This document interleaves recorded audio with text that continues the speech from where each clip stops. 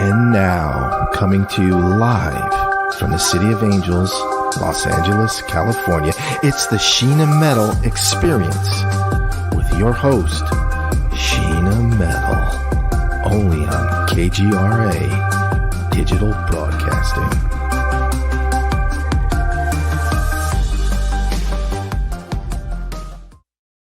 Hi, and welcome to the Sheena Metal Experience. I'm Sheena Metal. I'm a psychic medium.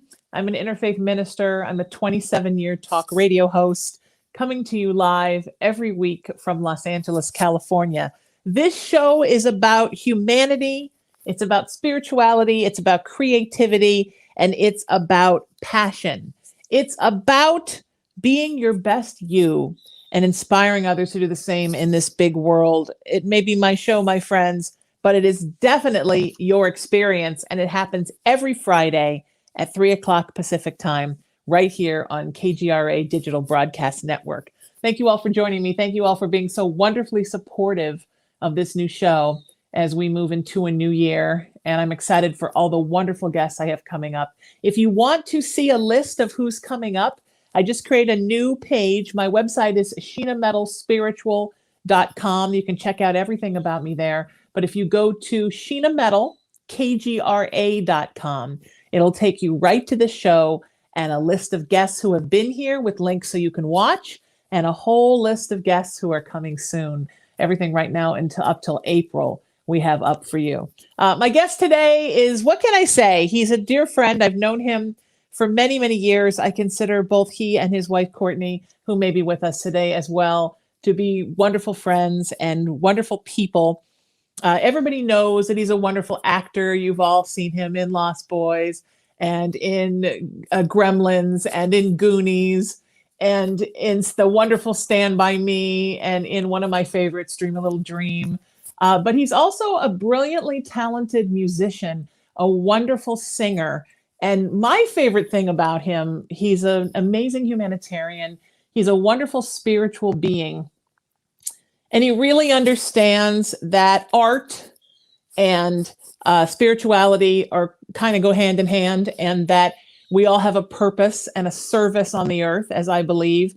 Everything that he does is done with a purpose, whether it's to help people or help the environment. He's also a child advocate. He's an activist for many things, very open about his own life story, hoping that being open will help other people to heal.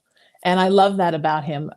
For me, as growing up as an artist, since I was, a toddler, for me, art has always been about what can I make that makes the world a better place. And Corey gets that. And he is always doing things to help others around him and to help the earth and the universe. So let me welcome to the show my wonderful friend, Corey Feldman, is here. How are you, my friend? It's great to see your beautiful face and have you here. Peace and love, peace and love. It's all what you're about, my friend. That's what I always, I know when I introduce you, I always talk about you as a spiritual being and as a humanitarian as well. But we're all spiritual. We're all spiritual beings, right? We should be, right? We should be. We should all be living our passion and our service, right? We just lose touch with it. I agree. When did you realize that? Because you've been a performer since you were very young. And when did you realize that art had a higher spiritual purpose, that there was a global reach to everything that you did as an artist? Well, first of all, I think ever since I was a baby, because, I remember everything all the way back to my very first commercial, which was when I was 3 years old. So, I remember in great detail. My memory is like an elephant. Like, yeah, I me don't too. ever forget. I don't forget anything. I think that's because I don't drink, me that too. has a lot to do with it, but there's none of that blackout, washed out, Sure. Fuzzy, hazy, waking up like, wait, where was I last night? What did I do? Yeah, so I don't ever have to deal with any of that, which is great. But that, that I think also gives me a certain amount of awareness beyond type awareness, where when I was a child, as I was being abused, at like 5, 6, 7 years old, I remember always having this feeling that I was being watched by some outer beings. I didn't know who the beings were, but I always, and this is really weird because it was before reality TV, but I would have these visions of cameras in the corner of my room or in the corner of the hallway or in the corner, like up in the, like where a camera would be. But I imagined that there was like invisible cameras that were hooked up all over my house that was filming what was happening, the atrocities that were happening to me, and being projected back to some audience of caring beings, whoever they were, that had such empathy for me and understood that this was not okay for a child to be treated this way. Now, in hindsight, was that my third eye? Was that my inner self? Was that another state of consciousness? Or was, in fact, there were other people watching or other beings watching that were having some kind of great control? And maybe that was just God. I don't know. All I do know is that I would constantly hear a voice when I was being abused that came from this third person entity that said, yes, this isn't right. Oh, this child should not be treated this way. He's a beautiful, loving soul and he doesn't deserve this. And, things like that.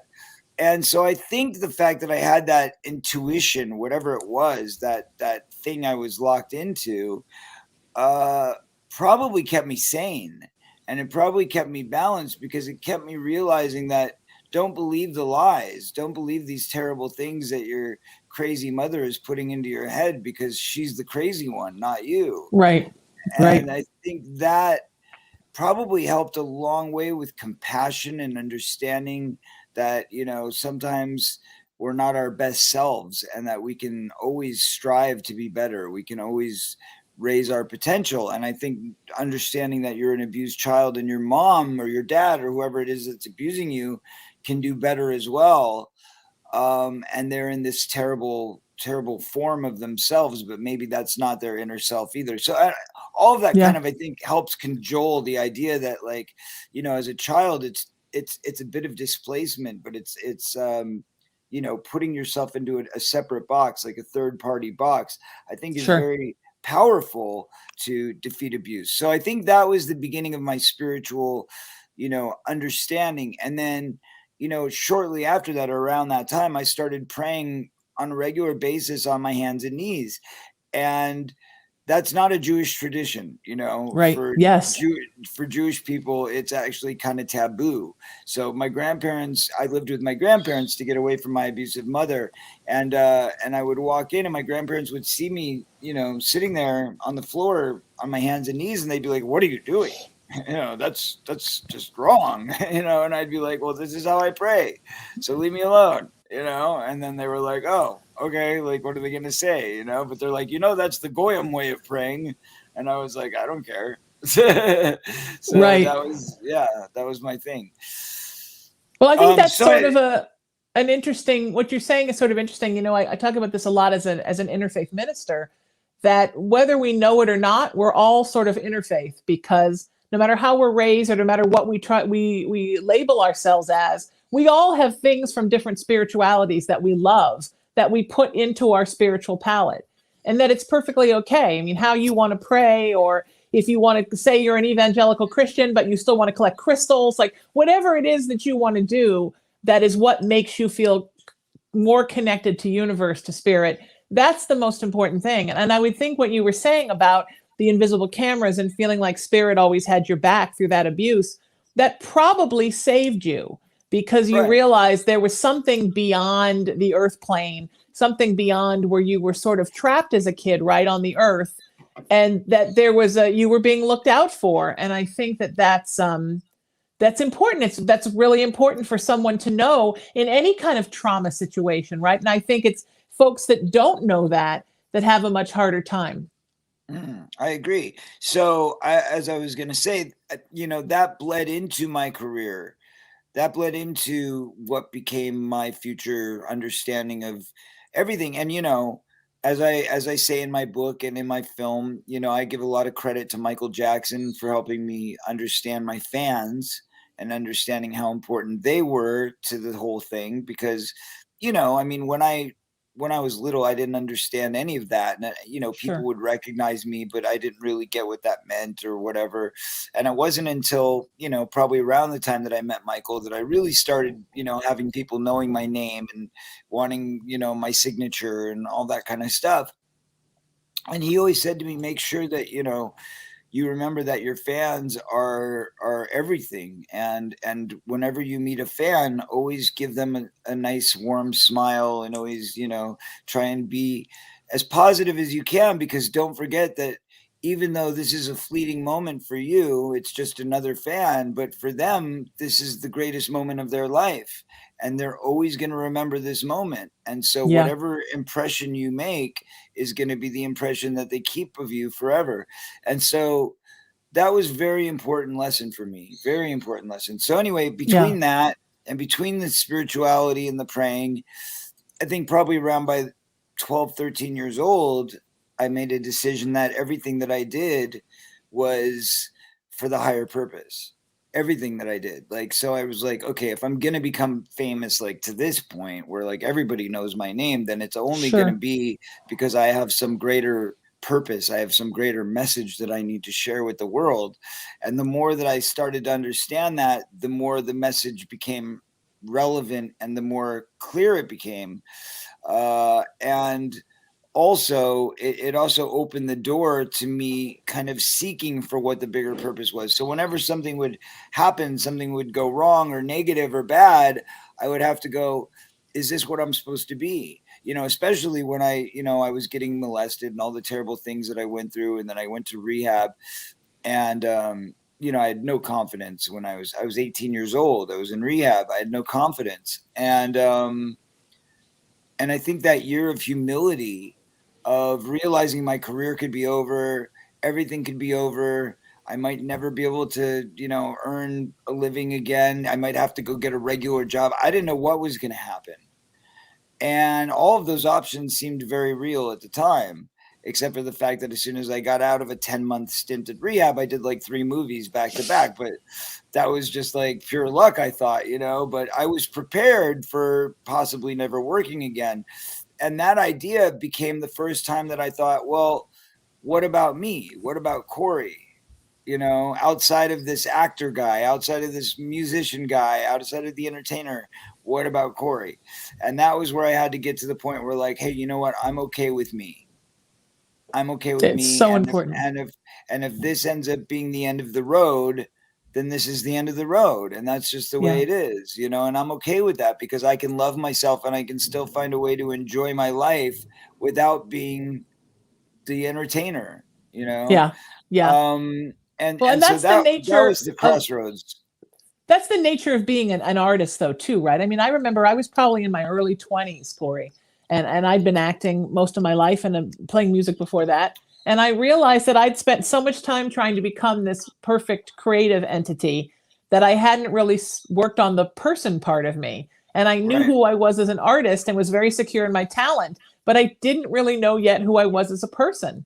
And it was sort of that early mid-20s time. I was in a very bad accident and had a near-death experience that had made me really start thinking. And it was really during that time of having the time away, much like the time we've been given now because of the pandemic, right? Where I had time to think about who I was as a person. And like you said, figure out who I was outside of the creative person and learn to really love myself just for me without any of the rest of it. I completely agree with you. It's so important. Everybody does that. And as early as you can in your life. Mm-hmm. Yep, I agree. So I think that was like the beginning of my spiritual journey. I mean, obviously I'd been connected to God and all of that stuff, but I didn't understand that like there was a beyond a deeper meaning for it, but there was also a reason for me to keep going. And like, even I've had many of these now along the way. So it's like I'll have these epiphanies every once in a while where I realize like, even though I think I'm doing the right thing or I think I'm on the right path, then all of a sudden some big message comes up to me and it's like, oh no, we've got to change course because this is what I'm hearing now, and that happened, on that last tour that I did, the last Angel tour, where, oh my God, there was so much negativity and so much destruction, so many so many signs and messages and just everything telling me that, like, it doesn't matter how successful this tour is. It doesn't matter that we're selling out every night. What matters is this is the moment that this whole Me Too thing is going to happen, and you need to rise to the occasion. And I'll tell you, it was the night that I almost got killed by the two monster trucks. Scariest moment of my life. Wow. And I mean, I thought I was dead. And my wife, you know, she can tell you in a minute when she comes on, but she literally expected to turn around and see me splattered all over the street, because I mean, there were two giant monster trucks with the big rows of light, you know, the big giant bars of light on top, and then the giant headlights and the giant undercarriage lights. And it was like, I mean, it looked like two UFOs almost coming right at you. And, you know, we're crossing the street with a big group. There's like 10 of us. And as we're walking, like, me and my security are the back of the group. So we're the tail. Everybody else was all the girls and the tour manager, and they're all already across the street. We were walking to a restaurant in the middle of the night. And when we saw these two trucks come barreling at us, you know, they were way far away when we decided to cross the crosswalk. So we had plenty of time. But all of a sudden, they were right upon us, and they saw us because I could see them. I could see their faces in the truck. I mean, not like a good image of their faces, but enough to see, like, hey, you know, you get to that point when you're at a crosswalk where, like, you know, they're either going to slow down or not, but they can see you at a certain point, and that's usually when they start to slow down. Well, both trucks, which were coming simultaneously neck and neck, both of them at the same exact moment, instead of slowing down, both hit the gas. Wow. Yeah, like they tried to kill us. And it's nothing short of a miracle, Sheena, that I'm here. I mean, there's no other way to put it. But when that moment happened, my security guy, who was behind me at the time, took his arms and he put them around me, and literally in sync, and this is where it becomes very unexplainable. My body moved in a way that I wasn't controlling it. I had no control of the situation. And somehow I managed, in a very Matrix type style, for me and my bodyguard in complete unison to move our bodies like this, but like at the speed of light, so that these giant pieces of these monster trucks, like the you know, side mirror and the flank thing and the big bolts on the wheels, all of this stuff, we're like dodging with our body in a split second. Wow. And then just jumped right out of the way. So literally we were standing there, and both trucks came by each side of us. So understand this, there's like this much space in between the two trucks, right where my chin is there. See that? Wait, wow. There it is, right there. That would be the space. And I'm standing on a double yellow line. And that's about your width. That's the width that you have between the two trucks, the double yellow line. And my bodyguard was a guy that's like 6'4" and very wide. Okay. So imagine how wide he was already. And he's holding on to me. So his arms are wrapped around my chest. And I'm leading this thing, and we just and jump out of the way. So when that was over, I mean, my wife, you know, falls down crying. I fall down crying. We're all just like, what the hell? And at that moment, you know how they say your life rushes before your eyes? Oh yeah. Yeah. When there's a near-death experience. Yes. Here's the thing. It didn't happen before. It didn't happen during. It happened after. So after I survived it, and I fell to my knees, and I said, you know, thank you, God.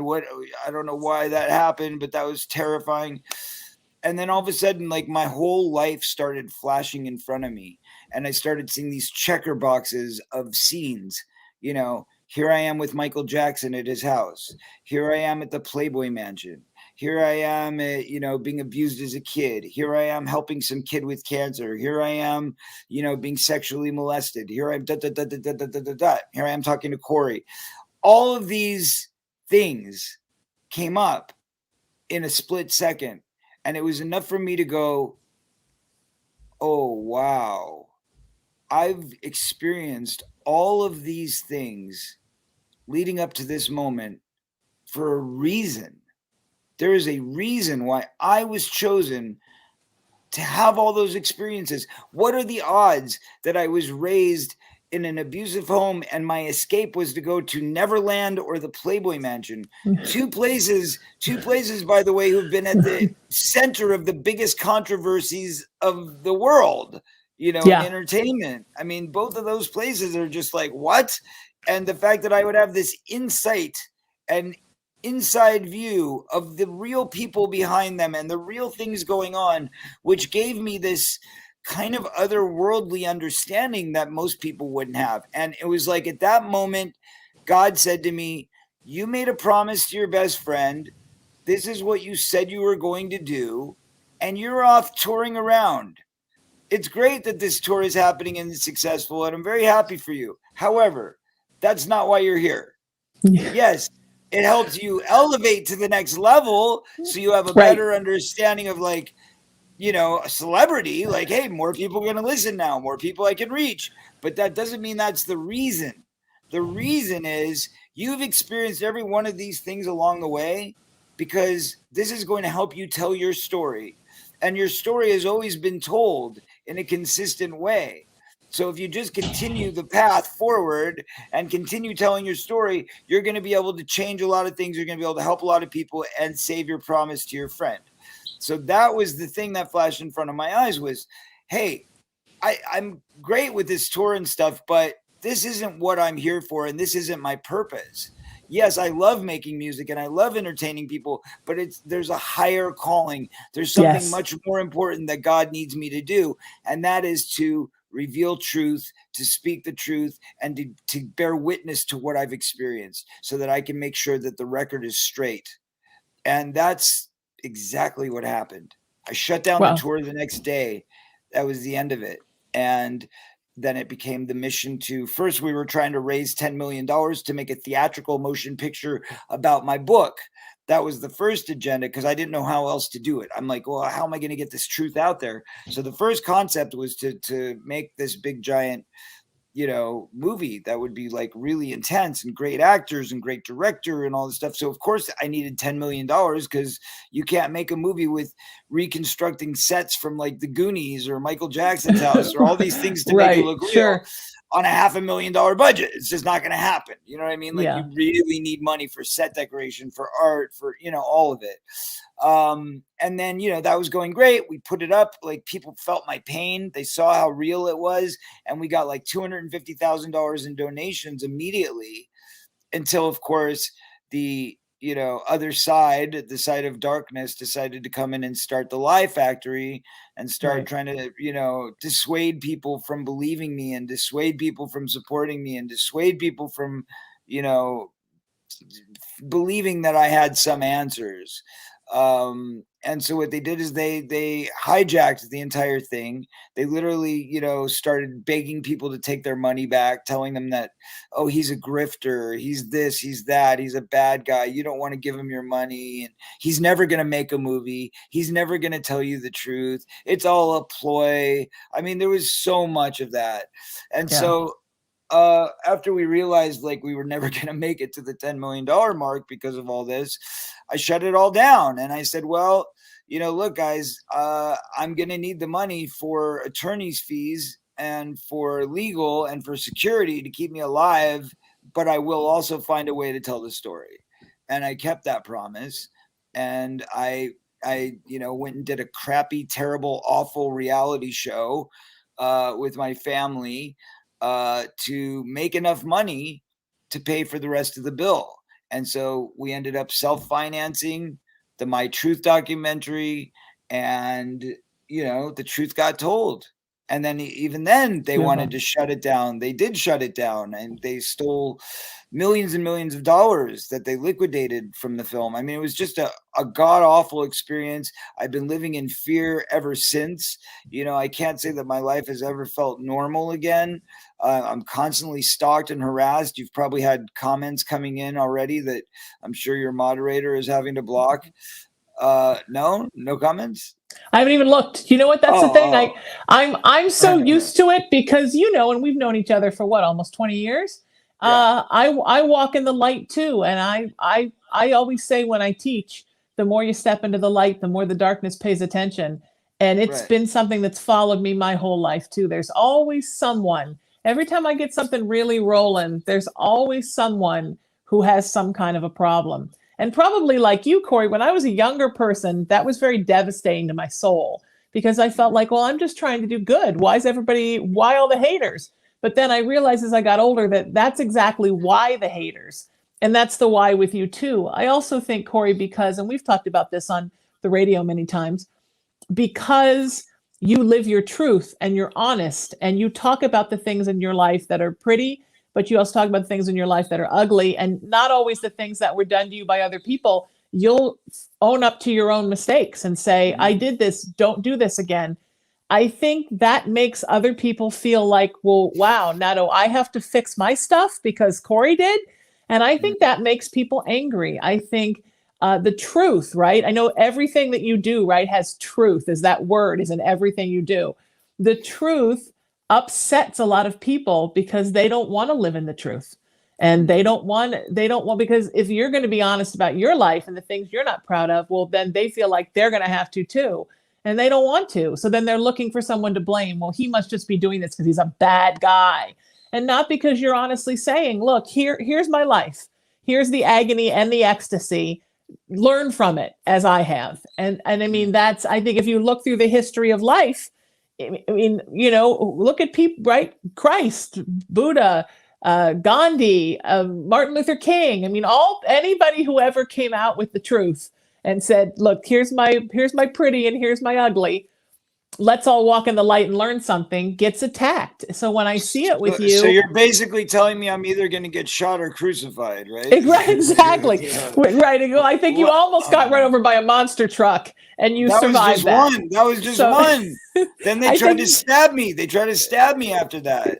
See, but you just keep bouncing back.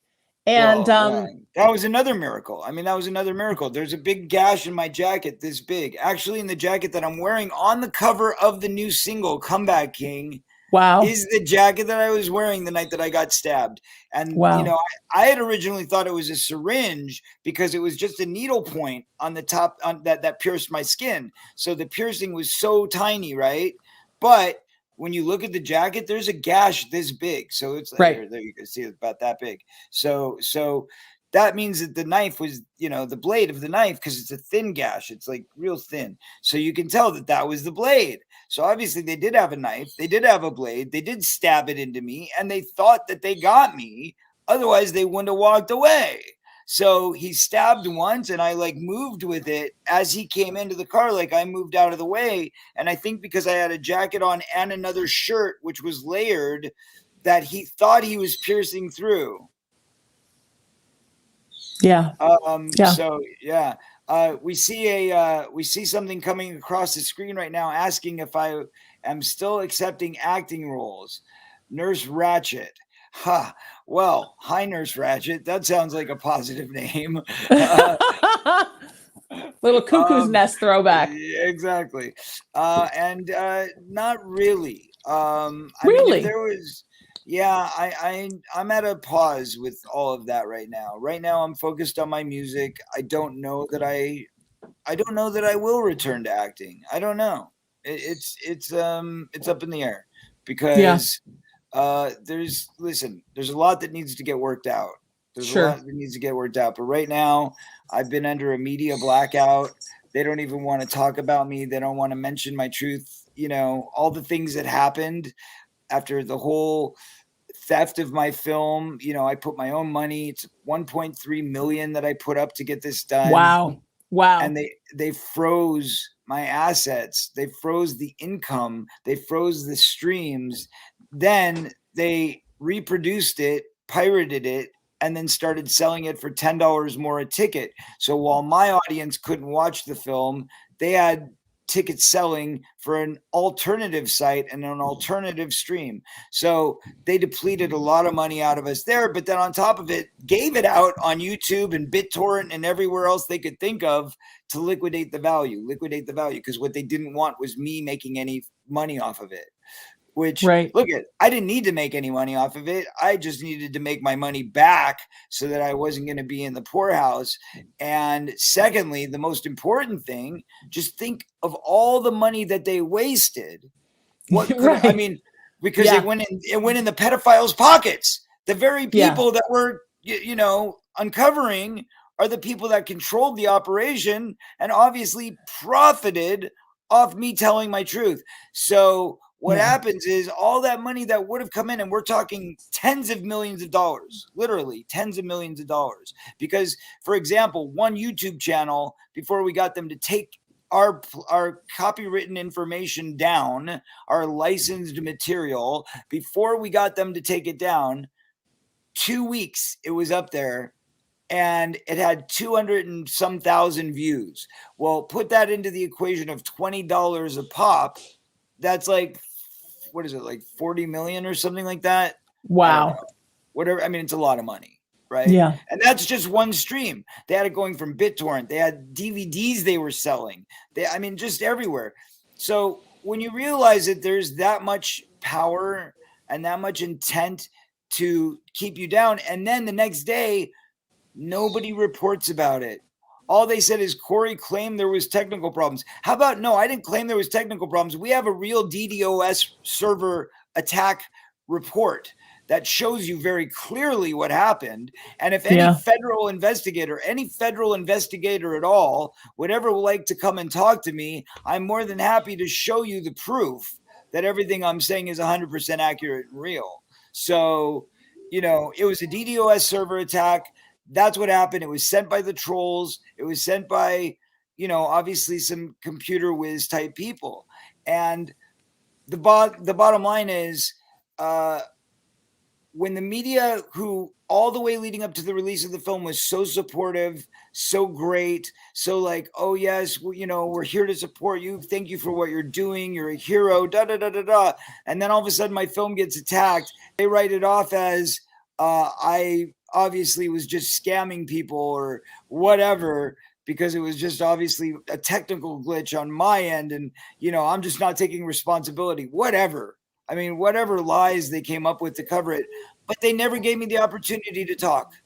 They never would let me on another primetime talk show, or no, incredible journalist of intrigue has contacted me and said, hey, I want to do a real story on this. Where's the New York Times? Where's the New Yorker magazine? Where's Esquire? Where's Vanity Fair? Don't they have like these really top of the line like reporters who are supposed to dig into stories like this to find out what really happened, when you're talking about tens of millions of dollars just being stolen in thin air in front of everybody's eyes? Because everybody saw what happened. I had to shut down the film in the middle of the screening.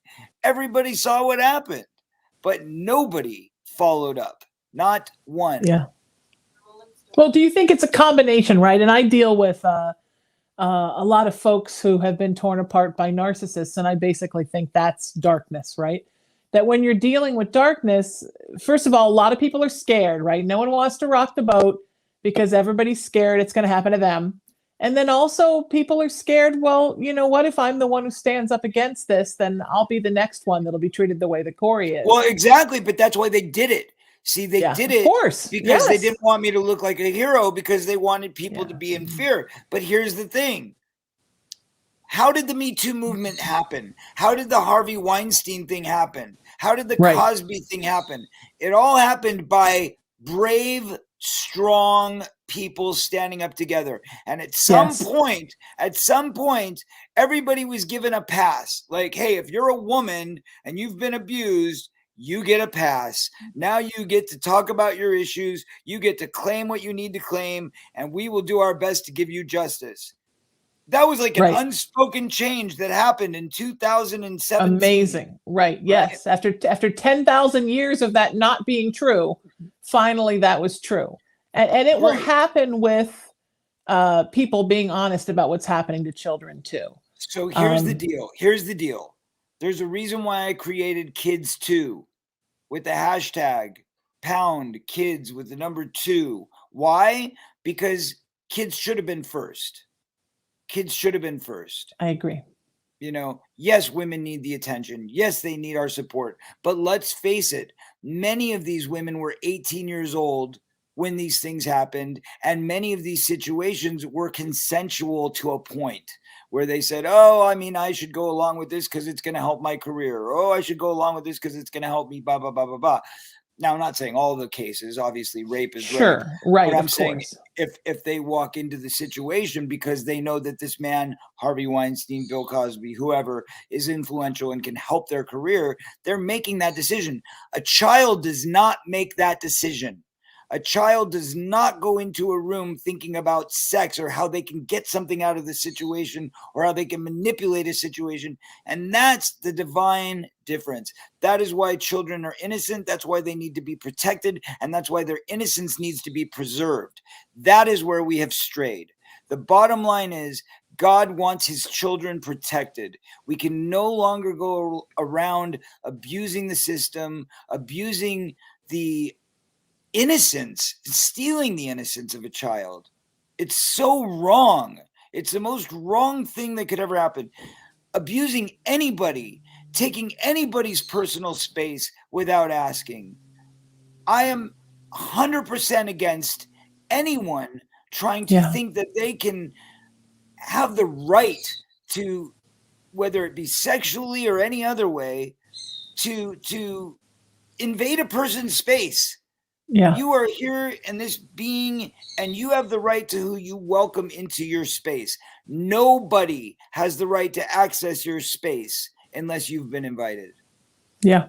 Well, it's funny because I always talk about how people always talk about fearing the zombie apocalypse, right? So many movies are about the zombie apocalypse. But if you think about how many people have preyed on other people, which is a vampiric kind of thing, right? To energetically prey on people. And then those people who've been victimized oftentimes are wandering through life, not their whole right, connected, true self, because they've been damaged. It's kind of the zombie apocalypse in a way. And we're allowing it to happen by allowing, dark energy, whether that energy is in a person or that energy is just in the world, be a predator to others and then doing nothing to help them get their life force back. And it all starts with children, right? I mean, children are the first we should be protecting. That's right, which is why I had to call it kids too, because kids should have been first. But if they can't be first, then hey, for God's sakes, at least let's make it the children now. So it's kids too, because their time has come too, right? They're second in line, should have been first, but let's get them up there now. So all of this, turned into this project that you see above me here, Love Left 2.1, because what happened was, I came to realize the thing that I've been able to be most successful at in spreading my message is music. That's how I've been connecting with people for the last 10 years because, people have really been listening and they're really listening to the words and it's really getting there. And so like, if I can motivate people, if I can turn people on spiritually, get them into a positive, higher frequency, a higher vibration by raising the vibration through the music, then that's how we can do it. We can bring everybody, when you listen to a song and it gives you that special yummy feeling inside and everybody gets excited and everybody gets on the same page. It's like, you feel the love, you feel it. Yes. You feel it at a concert when you're singing amongst your friends or your fellow fans of the band, or you feel it, when you're listening on the radio and it's just, it just grabs you and it gets you chills all over because you're like, oh yes, I needed that so bad. That's what music does for the soul. That's how it motivates us into a higher state of self-consciousness. And that's the idea for me. So, I wanted to put out the most loving, positive thing to combat all the negativity. There was so much negativity coming after me because I did the right thing, because I did a good thing, because I helped children. I was being destroyed and tarnished and beaten. And it's like, look, if you're going to keep me off of the mainstream media, all of a sudden, I mean, like my whole life, every time I, have gas, it's all over the damn, media. Right. But Someone's now, pissed. for the first every time Corey has gas, someone's pissed. I'm just saying, how dare he? Time, whatever I do, literally in life, has always been in the media. And it's like, for the first time in my life, all of a sudden now, well, we don't need to talk about that anymore. Where did you go? I think I lost you, Sheena. Uh-oh. There you are. You're back. Oh, we lost you there for a minute. Yeah. I live at the ocean where I'm hanging off the edge of the continent. So sometimes, sometimes the cell phone gods, the cellular gods, or the Wi-Fi gods are not happy with that. It's right. Everything you do, someone takes notice of. And that is hard when that's your life, but it's a great opportunity to spread the word of love, right? Exactly. So that's the whole point. 1 second. So talk a little bit about the box set, how it came to be, and how it all happened, and talk a little bit about that. Well, okay. So basically, bottom line, first of all, let me tell everybody, you can go to my website right now, which is CoreyFeldman.net. I believe it was on the screen a few moments ago. There it is. Thank you very much. Go to CoreyFeldman.net and you can order a copy of this incredible box set. This is like the most beautiful thing ever. It's a giant, I mean, it really is that big. Do I have a copy of it here somewhere? Hold on. Let me show you how big this thing is in real life. Oh, look, my beautiful assistant. Hey. Hi, Courtney. So you can see in real time how big this damn thing. Wait, now it's disappearing into the background. That's crazy. But it's it's like a Valentine's heart. I feel like it's filled with the best candy ever. Just in time for Valentine's Day, and we do have some candy hidden in there. In fact, nice. All the the folks who love Valentine's chocolates and all of that sort of thing, because it does look like a big box of chocolates. Yeah, it totally does. And it's got the sweetness in it too. So what it is 6 discs inside there, including a 50-page color magazine with rare, exclusive, never before released photos. So what I did is I went through the vaults. I dug through my vaults.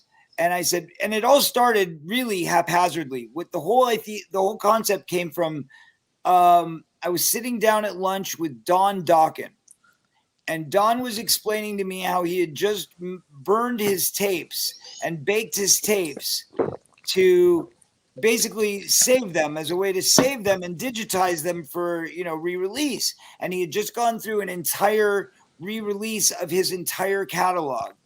And so he's like, man, this is an incredible process. I'm so glad to get these lost tapes out, And I said, I've got a bunch of tapes sitting in my garage, and they're 2-inch tapes, and I would love to be able to actually get those out.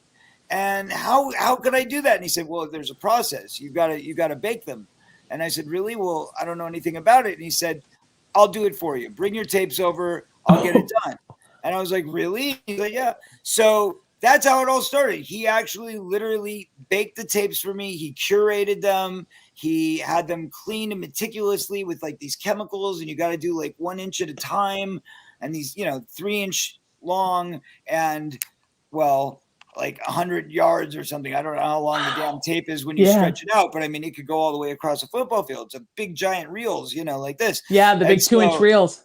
Right. So I'm like, okay, I guess we could, go through each single song, each single track, and it took, I don't know, 6 months. But once we finally got everything cleaned, chemically cleaned, baked, the magnets popped into place, digitally transferred, now I have all of my old songs like as if they were in Pro Tools. There's like 24 tracks and they're all divided out. And now you can actually adjust each one at a time and get the perfect mix and blah, blah, blah. Wow. So as we started that process, I then realized that there were all of these songs that nobody had ever had a chance to own, because some of them were never released, or if they were released, they were released in different versions or different formats.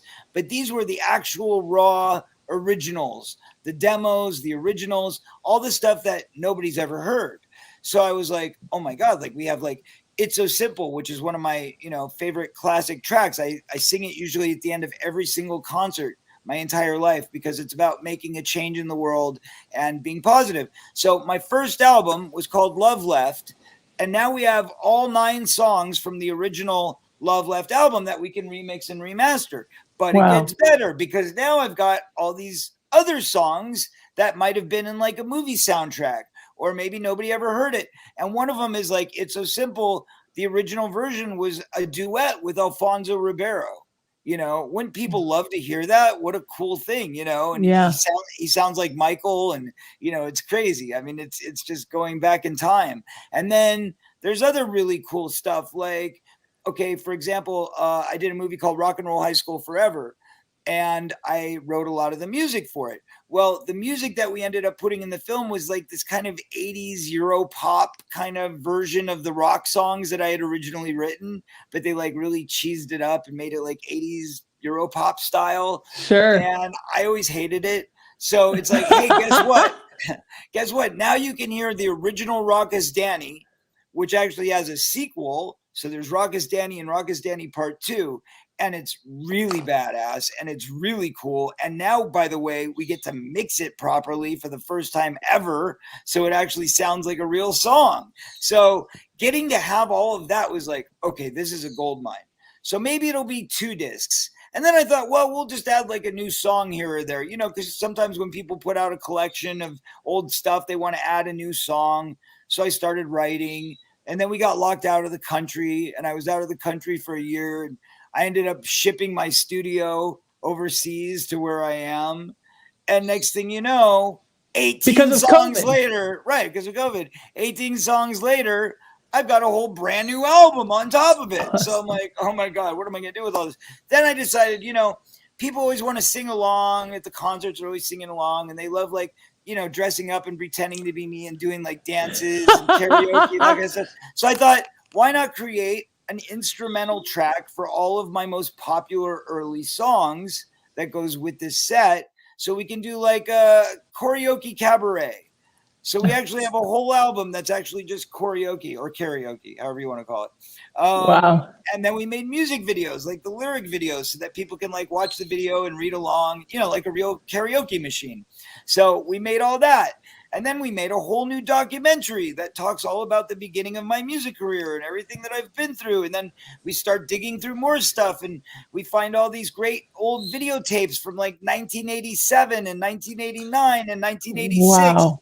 Where like I have my very first music video and my very first concert, my very first tour, and all these things of me as a kid, you know. And I thought, now this is something special. This is something that fans are really going to love. And we'll even give them a pair of my Sunnies. You see that? Oh, nice. Yeah. So you get a pair of the Ray-Ban style, Wayfarer style glasses that come in there. There you go. Look at that. That's all the stuff that comes in the box set. You got some guitar picks, you got stickers, you got a magazine, you got a backstage pass. And did I mention hologram Corey? There's even a hologram. Oh no, let's talk about hologram Corey. Oh my God, the coolest thing ever. Okay, so when you buy the box, it automatically comes with a little QR code on it, and you scan the QR code, and all of a sudden hologram Corey pops up on top of the box and gives you an introduction. Amazing. So you get like a real, and the coolest thing about it, you can blow it up, you can shrink it, you can move it around, or you can take it with you. So like once you've seen him on the box, then he's in your phone, and then you can like make him pop up like on the street or on the freeway while you're driving, and Corey's dancing down the highway next to you. It's a lot of fun. A lot of uses for hologram Corey, let me tell you. That's awesome. That's fantastic. Well, this is the thing that I like about you. First of all, one of the things I love about you, Corey, you never do anything halfway. Like everything is done right, whether it's a live show or it's a film you're doing or it's this, nothing is ever done halfway. You think about, I have to be.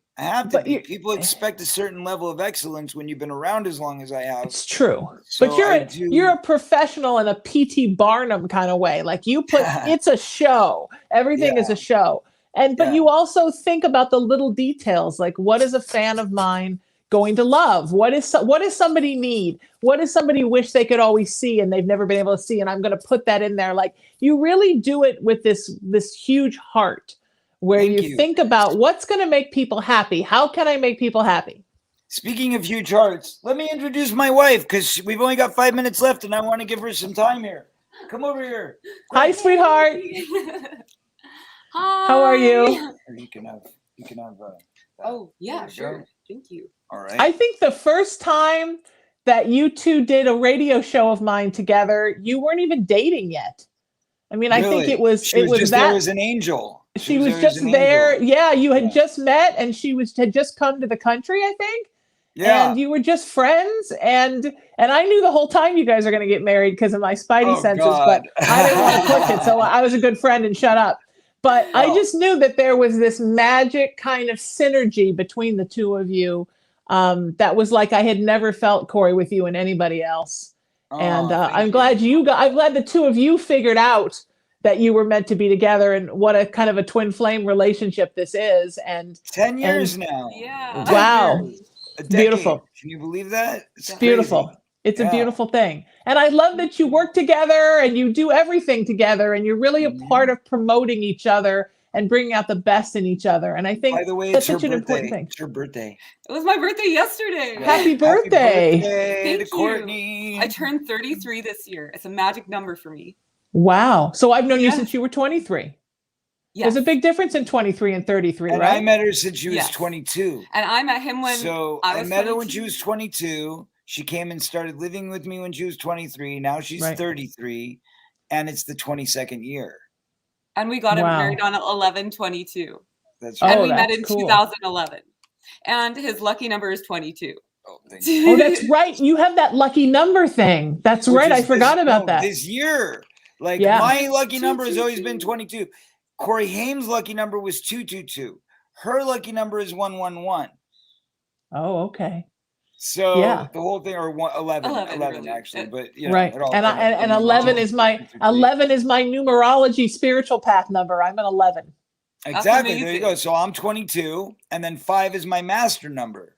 So it's all just crazy, the numerology. But when we released My Truth, we released it on, the tickets became available on 2/22/20. That's beautiful. And now I'm planning a very special event this year on 2/22, but I can't announce it yet. Okay. It's a big secret, so I don't want to say anything. One of the things people asked is, will we be touring? First of all, I want to say about this woman right here. First of all, she's got her own song on the album. Nice. It's not her singing, but it's me singing about her. But it's called Oh Courtney, and it's a beautiful ballad. Beautiful. To the love of my life. And on top of it, we also have her featured on many of the songs. So on the last album, she was on 1 or 2 songs, but this album, she's like pretty much on everything that has female vocals, does an amazing job. And, you know, she ended up playing keyboards for us on the last tour, as well as DJing. Beautiful. Yeah. So we're really hoping that we get out there this summer and pick up where we left off. That's beautiful. 7 years since we've been on the road. Yeah. Can you believe that? Wow. And Courtney, you're also you're very much a technical wizard too. I know whenever there's ever a technical problem, you figure it out in 5 minutes. So you've always been really good with the technology too, which is great, right? Because not all artists are good at both, are creative and also good with technical stuff. And you really are.